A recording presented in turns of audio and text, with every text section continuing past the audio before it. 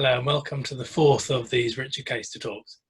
We had hoped to do two others in between Carol Hill's talk, which was the last one, and this one, which were going to be on the pilgrimage medallions of Richard Caister and also on the documentary history of his prayer. But unfortunately, we haven't, for all sorts of reasons, not been able to record those talks. But maybe, if the situation eases over time, those talks may be able to go ahead in the church building. So watch this space for that. This talk is going to be by me, and as I normally do the introductions, there's no one to introduce me, so I'll have to introduce myself. My name is Alex Irving. I'm the curate at St Stephen's Church. I'm one of the people who has helped to organise the Richard Caister project. Before coming to St Stephen's, I was doing my doctorate at the University of Oxford, which was on a 20th century theologian called Thomas Torrance. And my interests are also in 4th century theology as well. So coming to the late Middle Ages and Richard Caister was all very new to me. That's about it. That's all you really need to know about me. The talk today this talk is going to be on Richard Caister's prayer, and largely the theology that's found in Richard Caister's prayer. The title of the talk is Alternate Visions for Vernacular Theology and Lay Devotion in Richard Caister and Nicholas Love. It's an adapted version of an article of mine that was published in an academic journal. The link for which you can, if you want to follow it up, there's a link in the video the description of this video.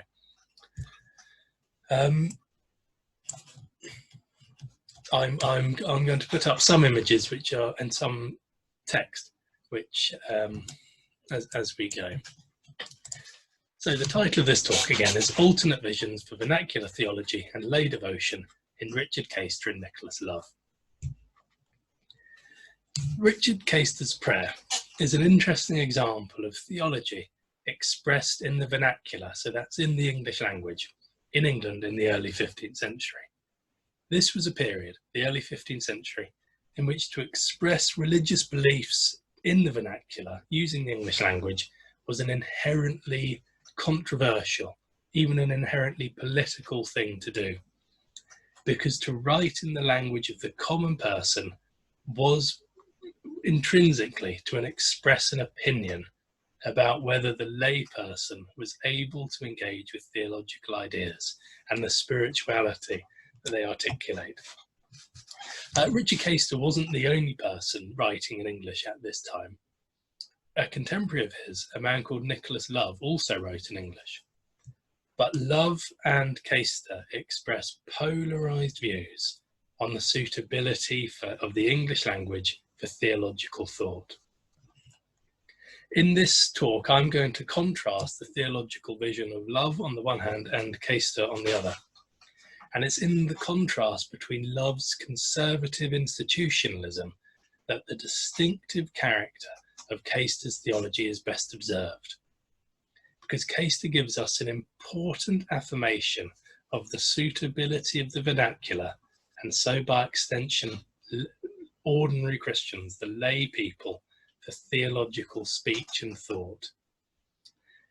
Ordinarily at this time, theology and even preaching would be conducted in Latin, the universal language of the church. For Caister to write in English and not Latin was to give the lay person a place at the table of theological ideas. It's to say that the right to form theological views doesn't reside with the church alone, that the lay person isn't in a perpetual state of childish dependence on their priest. That, in other words, that talk about God had its place in the fields and the pubs, not only in the chapels and the chancels. A subsequent talk is going to be by Professor Richard Rex, which is going to be asking a question about whether Richard Caister can be correlated positively, whether he was connected to some pre-reformist currents in England. And this talk is sort of an anticipation of that, setting some of the groundwork for that. The theological vision of Nicholas Love is very different to Richard Caister's. For love, the English language, and by extension, the lay people who speak it, is completely unsuitable for advanced theological discussion. Very little is known, and we're going to get into his thought in that as we go on. Very little is known of the origins and the life of Nicholas Love. We've heard a bit about the life and origins of Richard Caister in previous talks, particularly from Frank Mears, and his character through Carol Hill. But very little is known of the origins of Nicholas Love. We know that he ended his life as the first prior of a Carthusian Charterhouse in North Yorkshire, which indicates that he was a man of very strict personal discipline. But it's also evident from the way in which he expresses himself that he prioritizes a very strong hierarchy when it comes to the church, which is characterized by the authority of the clergy over the laity. For the time, he was an ecclesiastical conservative. He was the author of a really significant text called The Mirror of the Blessed Life of Jesus Christ, which I'm going to refer to as Mirror as we go, because that's quite a mouthful. Love's Mirror was a free translation of a Latin text. That it was a free translation is really important, as you'll see as we go on. Love's Mirror was also one of the most widely disseminated and read works of Middle English prose in general. It became the central text justifying the then Archbishop of Canterbury's core sort of political, ecclesiastical politics of the time, which we'll get into. The central argument of Love's Mirror was that the only suitable vehicle for ideas regarding God is the language of the church, Latin. Latin for love, therefore, becomes the standard gatekeeper for access to the table of theological ideas. Richard Caister, as all three of our speakers so far have shown, was a very different sort of character. He didn't have any real connection to a conservative institutional agenda. And particularly, as Carol showed last time in his relationship with Marjorie Kemp, he had a willingness to listen to those whom others wouldn't listen to. And also in defending Marjorie Kemp in her heresy trials before the Bishop of Norwich, Henry Le Despencer, he also showed himself to be not too interested in climbing the ecclesiastical ladder. But the contrast between Love and Caister isn't simply a contrast between sympathy for the excluded versus a callous institutionalism and a clerical exceptionalism. There was a more a deeper lying distinct disagreement between them as well, or distinction between them as well, over their conception of the person of Jesus Christ, specifically over the theological question of the constitution of his natures, the way in which the human nature and the divine nature are related in the person of Jesus Christ. They have a very different way of conceptualizing that from one another. And for both of them, more explicitly for Love and implicitly for Caister, this difference of thinking around the way the human nature and the divine nature of Jesus Christ, in relation in Jesus Christ, undergirds their different attitudes to the suitability of the vernacular for theological speech. That sounds quite an abstract way of thinking about it, but it wasn't uncommon at the time for thought about Jesus's human nature to be equated to the English language, and for Jesus's divine nature to be equated to Latin. We'll get into that. But they both take very different views on that. For Love, the human nature and the divine nature are separated from one another, which is complemented by only having access to Jesus's divinity through Latin, whereas you can have access to his humanity through the English language. Richard Caister doesn't have any sort of division like that going on, but we'll come to that. But for this reason, the question takes us to some very interesting theological areas, such as who is Jesus Christ? What's the relationship between his divinity and humanity? And how does this impact the nature of the church, and specifically the relationship between its priests and its laity? So it takes us to all sorts of interesting areas like that we'll be touching on over the next, however long this takes, 30 minutes or so. But to see these connections, we need to understand a little bit about vernacular theology in England in the 14th and early 15th century. Caister died in the early 15th century, but was born in the late 14th. So this was the context in which Richard Caister and Nicholas Love lived. In the middle of the 14th century, there was a marked increase in theological works being written in the English language. Richard Roller, Julian of Norwich, the author of The Cloud of Unknowing. There was this emergence of a vibrant vernacular theology, which was connected to a whole series of other issues around the spiritual and the intellectual capacities of the laity, and the question of the suitability of the English language as a vehicle for theological truth and for spirituality, which was connected to a question over the role of the Latin-speaking clergy in mediating the grace of God. So and as will be discussed in relation to Love's Mirror, it was the position of the conservative ecclesial establishment that the vernacular did not constitute or it became the position, I should say, that the vernacular did not constitute an adequate language in which to engage in theological discourse or in high spiritual contemplation. And therefore, any individual who was limited to the vernacular remained de facto under the spiritual and intellectual authority of the clergy, who by virtue of their Latinate learning had access to a higher level of theological understanding and devotional attainment. So in relation to this, the development of a sophisticated tradition of vernacular theology could be considered a threat to the established order. It had the potential for unsupervised and unmediated discussion of religious theory and practice, providing the theoretical possibility of universal access to religious knowledge that would undermine the axiomatic supremacy of the Latinate priesthood. So that's the sort of dynamic, one of the dynamics that was going on. Something happened through the course of the 14th century, which was a cross-pollination between this growing vernacular theology, the theology of the people, cross-pollinating with a specific genre of theology called gospel meditations.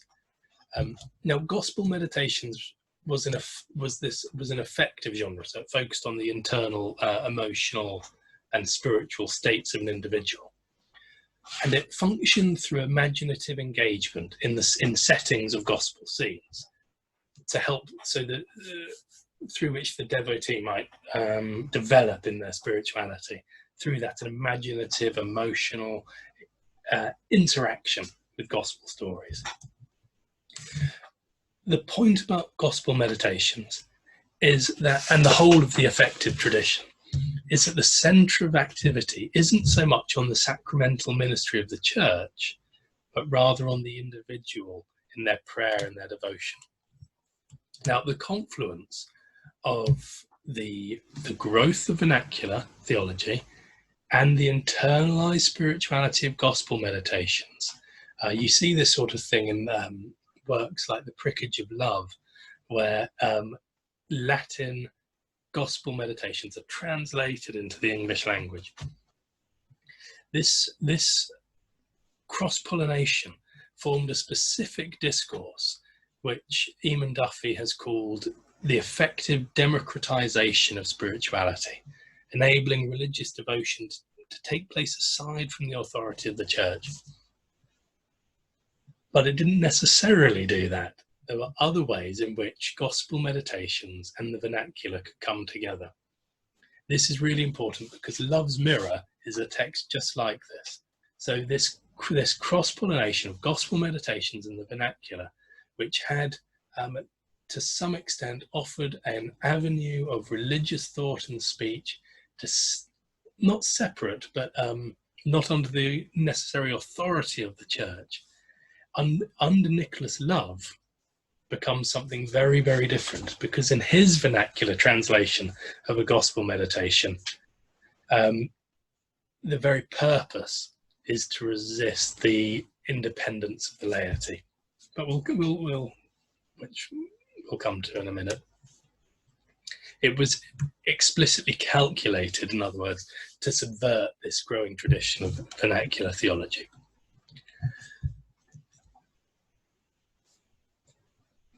And it's in relation to the growing tradition of vernacular theology in the late 14th century, and this growing popularity of an interiorized, effective mode of faith, connected with a group called the Lollards, who Professor Richard Rex will talk about in the next of the Caister talks.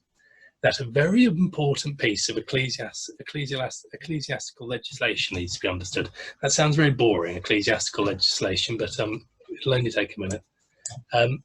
It's in relation to so I'm trying to find my PowerPoint where I've got the slides to show you.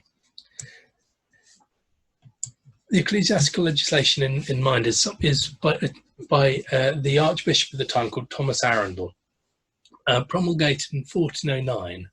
Arundel's constitutions, as they were called, was legislation that was designed to establish limitations around vernacular theology. The purpose of the constitutions is stated right at the beginning of it. It's to challenge and overcome heresy.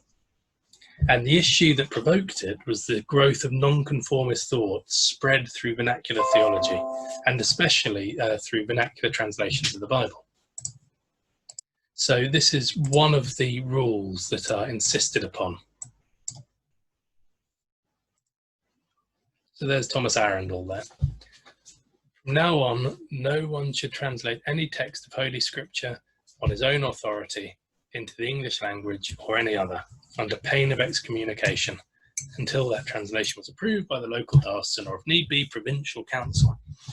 So that's one of the pieces of legislation in this document.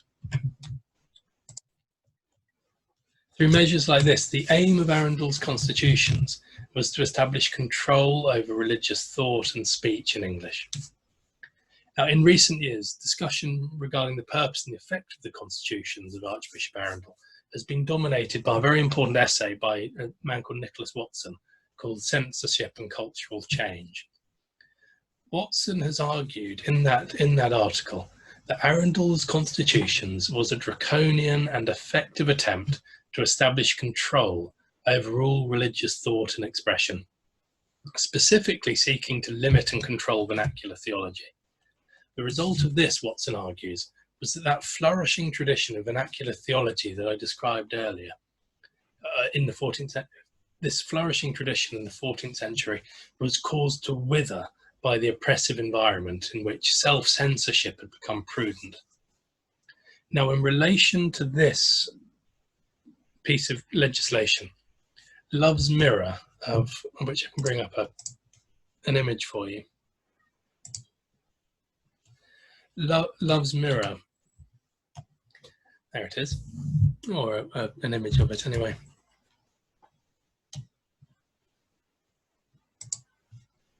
In relation to that, Love's Mirror had an important role.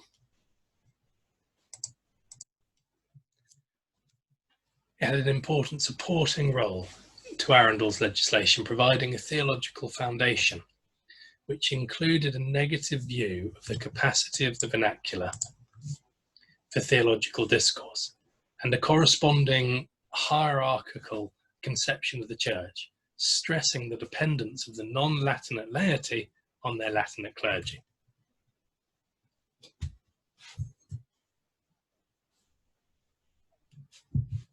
So Love's Mirror constitutes an attempt to redefine the very task of vernacular theology, establishing restrictive borders around what the vernacular is actually able to do.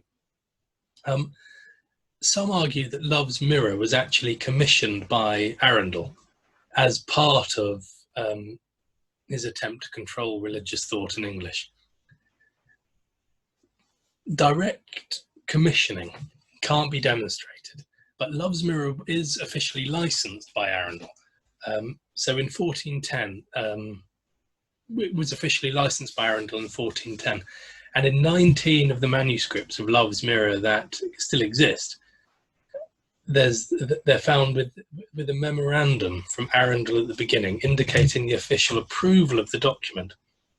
So Love's Mirror, even if it wasn't officially commissioned by Arundel, is compatible with the intention of Arundel's legislation.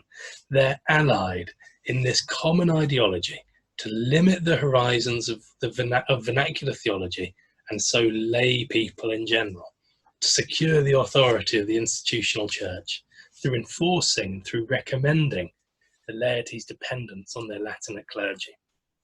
So for this reason, we can treat Love's Mirror as sort of an archetypal expression of a conservative stream in early 15th century thought, reacting to this flourishing of nonconformity associated with theology conducted in the English language. So Love's Mirror, of which I showed you an image earlier, is a free translation of a Latin text attributed to St. Bonaventure. The source text is a series of effective narratives about events in the life of Jesus, with instructions about how to use them as a devotional aid by use of the imagination, which is very important. And we'll come to that, and how love changes the role of the imagination in it. Now, Love's translation is far from a direct translation of the Latin text into English. He modifies the source text in such a way that's orientated to a specific purpose. And Love's purpose was to perpetuate an agenda that was antagonistic to the possibilities of vernacular theology.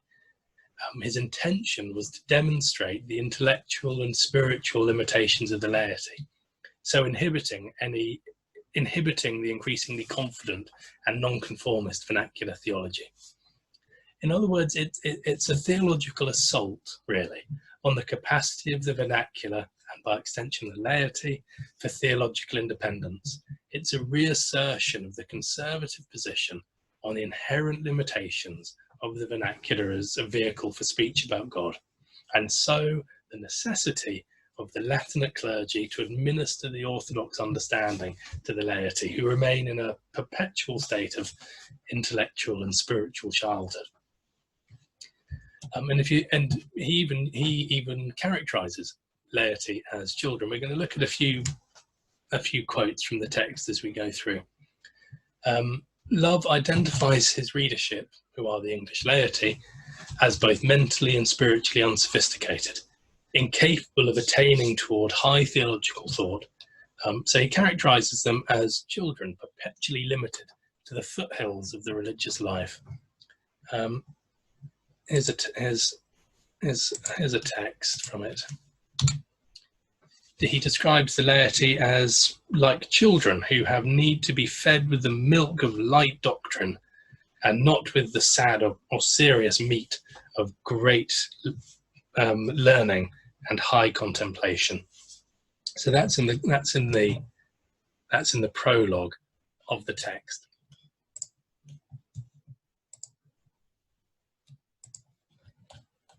And love contrasts this purpose to works that are intended for the clerical orders, for the Latinate clerical orders, who have access to a higher level of contemplation because of their Latin.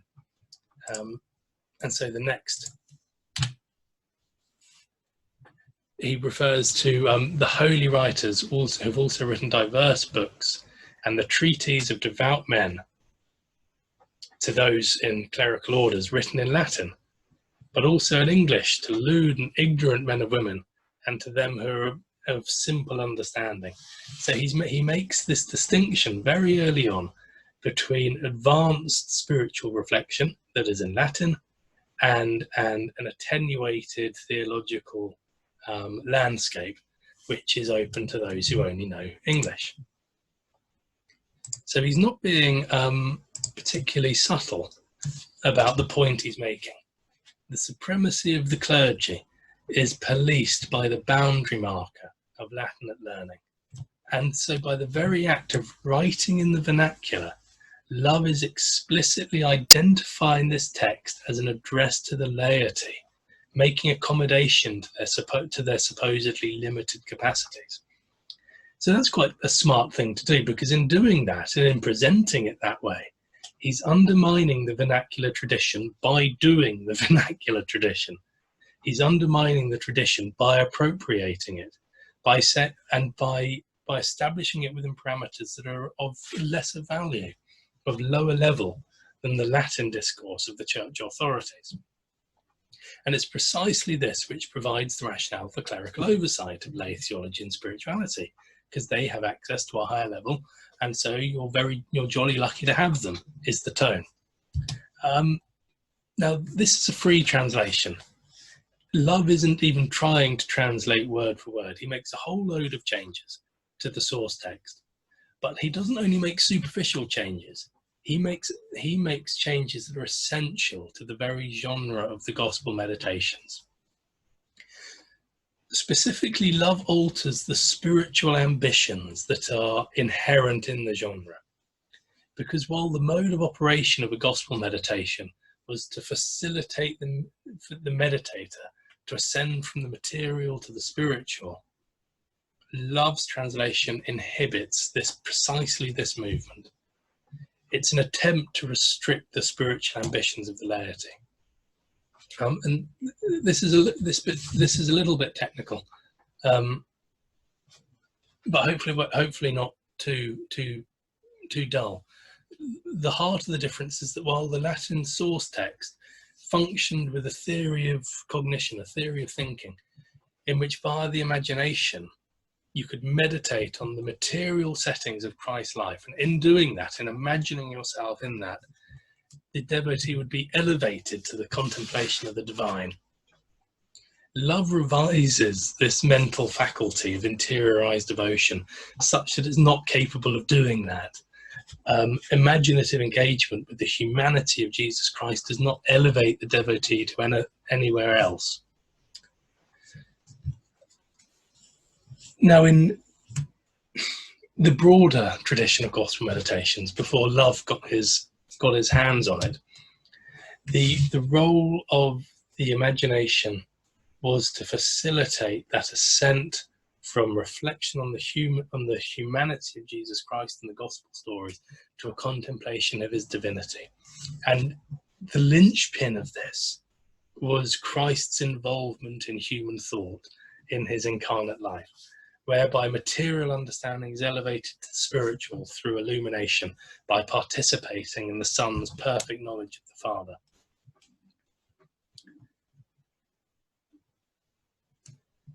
Love's text, though, is undergirded by a framework in which meditation on the material doesn't lead to contemplation of the divine, unlike his source text.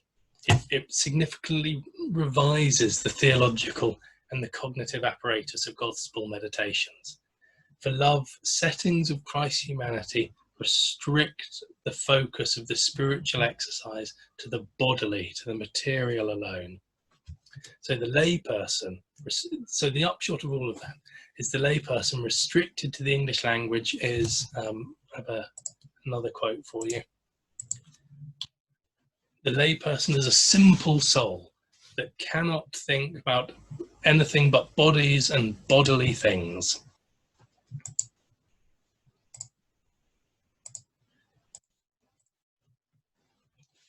So he's re-envisioning the very purpose of the vernacular gospel meditation, such that it is stressing the limitations that prevent spiritual development to spiritual contemplation. So he's dismantling the theological and the philosophical basis of gospel meditations and reapplying something within his own conservative agenda. In doing this, he omits core passages that are in the source text, which endorse this idea, an approach to theological cognition, in which knowledge of the divine is granted through meditation on the humanity of Christ.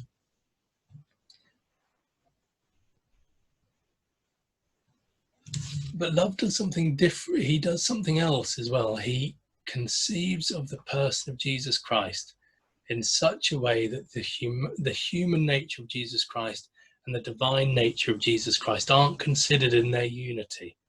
They're considered instead in their separation. So undergirding Love's conservative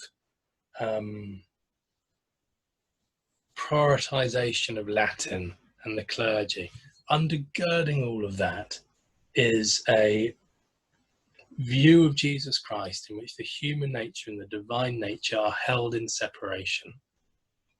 They're not considered in their unity. Because reflection on the human nature of Jesus Christ is connected to the inherent limitations of the vernacular. So non-Latinate learning leads to a simplicity of understanding, which is not capable of thinking about God or thinking about divinity, but only about the humanity of Jesus Christ. It's an unfamiliar conceptual landscape for us, but that's what he's doing. He's separating Latin and the vernacular, and he's separating them out on the parameters of the divinity of Christ and the humanity of Christ. In one very important section, he says this: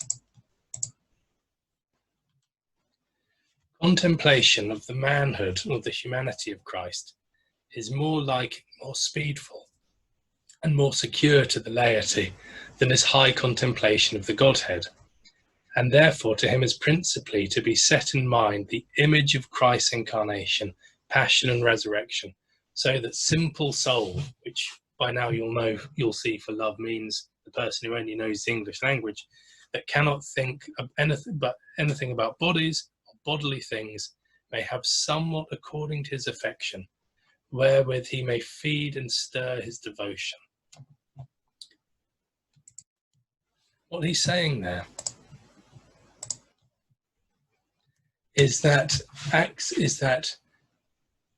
being limited to only having the vernacular, to only conducting theological thought in the English language, limits you to the foothills of the devotional life, limits you to the humanity of Jesus Christ, and you can't ascend through the humanity to a knowledge, to a contemplation of the divine.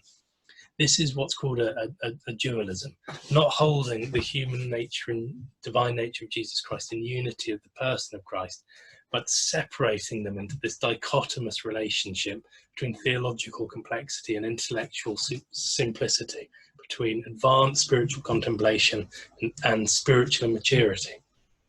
And this is all being conducted along the lines of Latinate learning and English. So you can think about this in terms of a table here, where the divinity of Jesus is associated with Latin, and that's connected with advanced theological contemplation and spiritual devotion. But the humanity of Jesus, Love associates with the vernacular, which he connects with spiritual childishness, with intellectual and theological limitations. This is the dualism, the dichotomy that Love's drawing. And he's drawing it in order to preserve the supremacy of the Latin-speaking clergy and the dependence of the laity on them. That's what he's up to. That's what this text is doing. That's what it's for. So it should be understood, in other words, it's almost a cuckoo effect on the vernacular gospel meditations. Those texts which were intended to give the English-speaking layperson a spiritual resource by which they may advance in spiritual contemplation, which was a major theme at the time. It's the time of the mystic writers, a genre that had become associated with spiritual egalitarianism. Love appropriates that genre, and he inverts it to do precisely the opposite. He inverts it to render English-speaking laity as dependent on their clergy, dependent on the spiritual and the intellectual authority of the church and its clergy, guarded always by the great halls of theological learning that Latin provides. That's the landscape of Love's prayer. The landscape of Caister's prayer is incredibly different, and it's built on a conception of the person of Jesus Christ, which isn't heretical. Love's conception of the person of Jesus Christ has got nothing to do with the way the church has historically understood it. The church has historically understood the humanity and the divinity of Jesus Christ as united in the person of Jesus Christ. Love has separated it for the purpose of conservative ecclesiastical agenda. Caister's landscape is very different, as we'll see. But it's all implicit. Love's work, as I hope I've shown you a little bit, is all out there in what it's trying to do. It's explicit in drawing this connection between English and theological stupidity, really, and Latin and theological advancement. Caister doesn't make any explicit statement about the suitability of the vernacular for theological and spiritual discourse. But his prayer that you can read it in full on the St. Stephen's website, but I'll be showing you snippets of, implicitly affirms the capacity of the vernacular, and so by implication the laity, for theological and spiritual advancement. The most pervasive feature of the prayer is this repetition at the beginning of each stanza of the name of Jesus. The whole setting of the prayer is an individual addressing Jesus in English to ask for forgiveness and to ask him for help, to appeal on behalf of another. And the vehicle of this address, of this intimate address, is not the universal language of the church, but the language of the laity. The spiritual intimacy which the tone and content of the prayer articulate hasn't been restricted to Latinate clergy, but it's open to the non-Latinate laity. And the basis on which these direct appeals to Jesus are made is significant. I'm going to bring up, there's an image of Caister's prayer. You can see all these on the St. Stephen's website as well. That particular image is a manuscript held in Merton College Library. But anyway, the basis on which the layperson is able to address Jesus in this direct and intimate way is here, right at the beginning of the poem. Jesus, in whom is all my trust, that died upon the rude tree. The basis, unlike love, Caister doesn't have any notion of access to divinity being through Latin. It's not the language spoken that is the vehicle of ascent.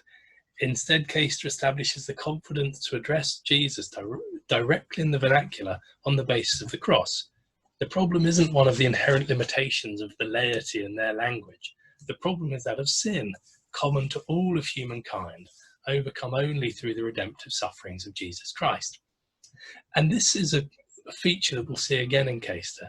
He doesn't like to establish, he relativizes, he has a, how to put this, he has a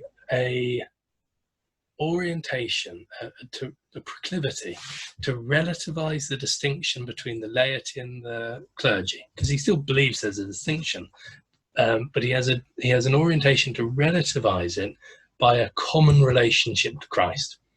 Here, both the clergy and the laity have a common dependence on the self-sacrifice of Christ, through whom and through which we may have access to the Father. That's where he's going. And Caister's prayer is also characterized by a focus on the human body of Jesus Christ. Here's a few smatterings from the poem. With thy blissful blood, Jesus, for thy wounds that smirch of feet, of side, of hands too. Jesus, for thy bitter wound that went to thine heart road.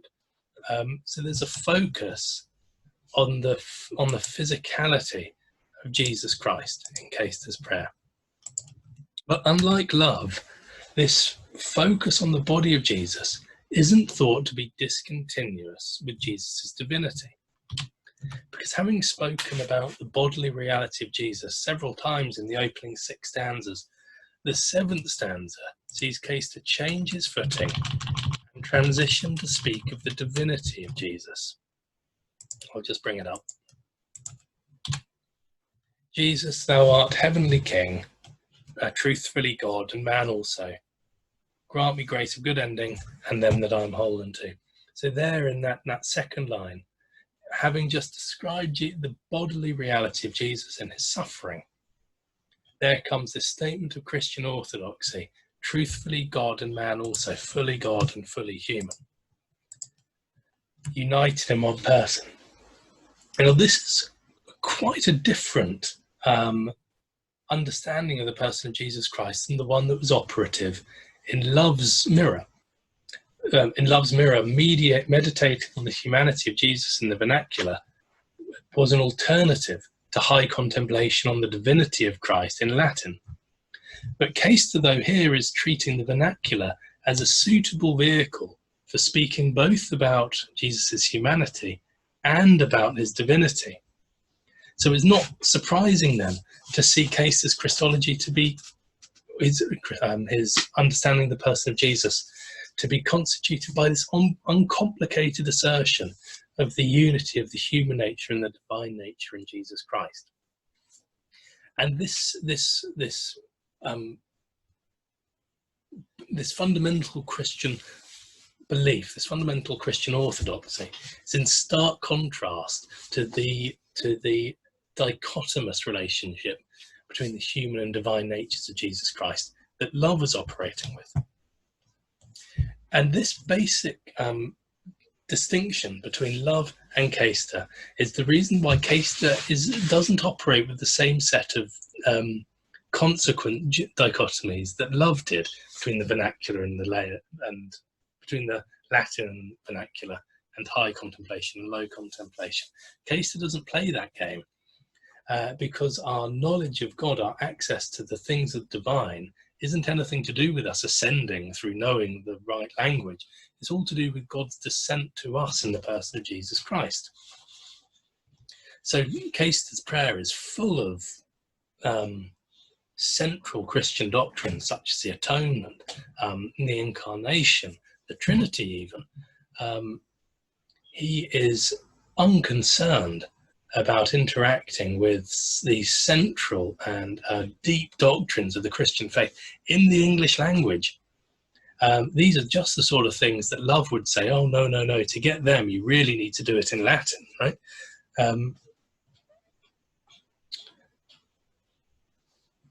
So what I'm trying to demonstrate is that there's a difference in understanding about the person of Jesus Christ in which, because Caister sees the separation, the division between humanity and God has overcome in God's loving kindness and his decision to condescend to us, to become a human. That's where the disconnect is overcome for Caister as it reaches the climax on the cross. For Love, that disconnect is never really overcome in the person of Christ. It's overcome in the church and its Latin learning, facilitating the ascent. So there's a completely different vision of what's going on with the person of Jesus Christ and the nature of Christian salvation that's going on here, which is why the question of the suitability of the vernacular for English for theological thought is so interesting. But anyway, Caister's attitude to confession is also determined by an understanding of the church shaped by common dependence on Christ. Confession and how you did it, how you confess your sins so you may receive forgiveness, was a hot button issue in the late 14th, early 15th century, connected with the rise of this non-conformist group known as the Lollards, and the academic expression of uncertainty around this particular idea that confession was only valid if you did it to a priest and received the forgiveness of God through the priest, which was challenged by the man called the Morning Star of the Reformation, John Wycliffe. So this doctrine that you needed to confess your sins to a priest in order to receive forgiveness was a contentious issue at the time. We don't need to imagine what Love's idea of that was, well, of course you need to confess your sins through a priest to receive forgiveness, because the Latin clergy are the means of access to divinity, and it's divinity that forgives. Caister, though, doesn't do this. Remember I said that there's a proclivity in Caister to establish a common, to relativize the distinction between clergy and laity. He does it again here in relation to this question, by establishing an equivalence between the church as an ordered institution with its bishops, priests and laity, an equivalence between the church and the laity through their common relationship on Jesus Christ. This fundamental shared relation of dependence relativizes whatever hierarchy may be erected within the church and establishes that hierarchy in the context of a more fundamental relationship of dependence on Jesus Christ. So the opening stanza of the poem begins then by identifying Jesus Christ as the agent of creation and redemption, whereby the individual praying recognizes their very existence and recognizes that the very possibility of their prayer itself is dependent on the person and work of Christ as the creator and the redeemer. So it says this: Jesus, Lord, that made me, and with thy blissful blood has bought. So there it is, the believer acknowledging their dependence on Jesus Christ. Later on, though, in the poem, I can't remember what stanza it's in, but later on in the poem, he establishes the church itself in exactly the same relationship of dependence. Jesus, thou art the ghostly or spiritual stone and ground of the holy church on earth. So the institutional church there and the individual believer are being established in the same relation of dependence on the work of Jesus Christ. To put it in theological language, the church itself is a creature of the grace of God, no less than the individual believer is a creature of the grace of God. So what's going on there? He's establishing an equivalence between the visible earthly institutional church and the individual based on their common relationship to Jesus Christ. The individual praying and the church only have existence in Christ. The church is as dependent on Christ as the one making the prayer. It's not position. Caister doesn't position the church then as an authority that stands between Christ and the individual, facilitating the relationship through Latin sacrament and confession, where it is for love, remember. Caister positions the church as another dependent. And this parallel between the church and the individual demonstrates that Caister doesn't consider the church as that which is spiritually and intellectually superior to the laity, the bridge between the humanity of Christ and the divinity of Christ. The only mediator for Caister is Christ, the one who is fully God and fully human. And this leads him to a more egalitarian conception of the church. The church doesn't act as another mediator in addition to Christ. The church acts as as the institution by which we are joined to Christ's mediation on our behalf. That's more the position that Caister has for it. You could call this if it's not, it's an anachronism, but an egalitarian character of Caister's conception of the church.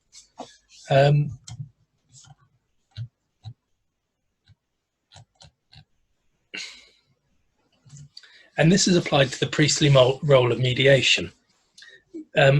Caister doesn't make any mention of the institutional church being that which mediates the benefits of Christ or connects connects us in our the laity, their contemplation of the humanity of Christ to the divinity. He doesn't do anything like that. Nor does he really present the church as the means through which the penitent may have access to forgiveness. This is seen most clearly in his presentation of confession as taking place not between the individual and the priest, but between the individual penitent and Christ.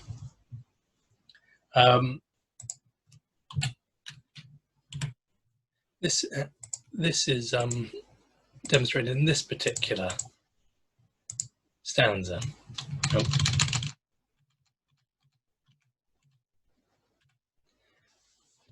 Jesus, Lord, that made me, and with thy blissful blood has bought, forgive that I have grieved thee in word, in work, in will and thought.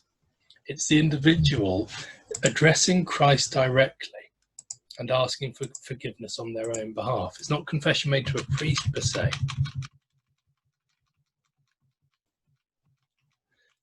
It's from that dependence on the person of Christ, which is shared both by the church and by the individual, that the penitential prayer is made. So both the individual penitent and the church itself have their ground of existence on Christ, who's the agent of creation and redemption for both. And the implication is that it's on this basis of Christ, who's creator and redeemer, that the sinner may be forgiven, not on the efficacy of the priest, no matter how good their Latin is. That's the sort of the bite to Caister's poem, and that the implicit bite to Caister's poem in that way.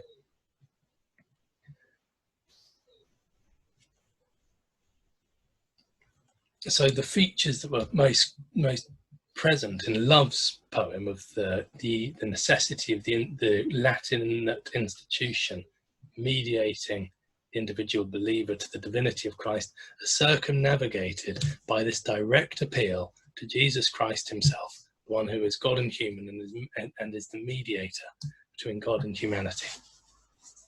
So alongside this prioritization of a Christ-centered foundation for forgiveness over ecclesiological mediation is this deeply affective character, a deeply interiorized aspect of Caister's discussion of repentance. Remember I spoke about 14th century theology as having this aspect of an interiorized spiritual focus. Caister presents repentance in interiorized terms. He thinks of sin not just as stuff we've done wrong, but as an inner disposition of the heart. So sin is expressed, he says, not just in word and in work, but in will and in thought also. The problem beyond this is identified as an orientation of the heart, of the very inner dispositions of the penitent. So the penitential request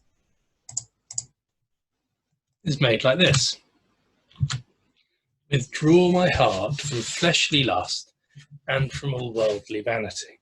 So the seat of sin for Caister is in the heart, the internal dispositions of the believer. Corresponding to this, he has a focus on the redemptive work of Christ that gets to that inner disposition. That stanza, which is a later stanza in the poem, speaks about Jesus' sufferings going to his own heart. Jesus, for thy bitter wounds that went to thine heart, wrote. And then connecting that, the sufferings of Christ that got to his own inner dispositions, to be the means of redemption for the penitent. For sin that hath mine heart bound, thy blessed blood might be my means of atonement, might be my means of being reconciled. The recognition the recognition that the problem of sin isn't simply a forensic matter of guilt, but penetrates to the centre of human will and action, i.e. to the heart, as a corresponding account of redemption, a vicarious account of redemption, whereby just the problem of sin penetrates to the human heart and overthrows our fundamental dispositions and desires, so the redemptive sufferings of Christ pierced him to the heart, whereby the penitent may be liberated from the internal bondage of sin. So what's in view is an understanding of sin as a power that's gained supremacy in the inner life of humans, with the corresponding understandings of the sufferings of Christ undoing that and liberating humans from that bondage. This isn't something the church can do. This is something that God who became human can do, which is another reason why Caister's theological vision is so different, so distinct from Love's sharp distinction between the human nature and the divine nature of Jesus Christ. The point Caister's prayer is making again and again is that there isn't really even if the church wanted to be the mediator between God and humanity, it can't. The job's taken. Jesus Christ has done that.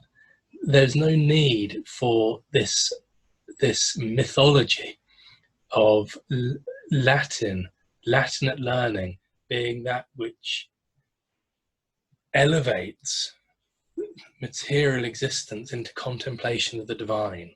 That mythology is not needed, because the movement isn't from down here to up there, which is the hallmark of mythology. The movement is from God to us, God assuming humanity, God assuming our humanity into union with himself in the person of Jesus Christ, and uniting us to himself through Jesus Christ. So Richard Caister is an exponent, in other words, of a vernacular theological tradition, which within the established church, importantly, which didn't conform to the conservative agenda of Nicholas Love and Thomas Arundel. And set against the backdrop of Love's mirror as a theological rationale of conservative institutionalism, Caister took a decidedly optimistic stance on the possibilities of the vernacular for theological and spiritual discourse, and so therefore the capacity of the laity to engage in their own spiritual devotions, aside from the immediate oversight of the clergy, who would elevate their childish and theologically illiterate prayers through their own Latinate intercessions into the very throne room of God. This is reflected in Caister's attitude to confession, in which he placed into the language of the laity an exemplar of private penitence without mentioning the need for confession to a priest. And it's Caister's understanding of the person of Christ that undergirds this. The institutional church and the individual layperson share a common relationship to Christ, and they share a common dependence on him as creator and redeemer. So a hierarchical conception of the church, in which the laity remains in a state of perpetual childhood, dependent on the greater sophistication of clerical orders preserved by the Latinate learning, is relativized for Caister. So in this, I think Caister should be understood as an example of an individual operating within the established church who held views that are at the very least consistent with some points of nonconformist thought at the time. He remained within the institutional church, he remained within the orthodoxy of the day, but it was a left-wing sort of an orthodoxy, demonstrating a positive view of the vernacular and of the spiritual and theological capacities of the laity. That was not the atmosphere of the day. If he was interested in advancing his career, he was going about in a very funny way. But he was doing this a century before the Reformation in England. Just over a century before the Reformation in England. And it could be that Richard Caister is part of this growing reformist currents in England in the century before the Reformation, as an outlying example, maybe. This is a theme that's going to be examined more fully by Professor Richard Rex in a later talk. So thank you ever so much for listening. And as I say, if there's anything in that you would like to follow up more, then you can find a written version of that talk in the Evangelical Quarterly, details which are in the description below. Thank you very much.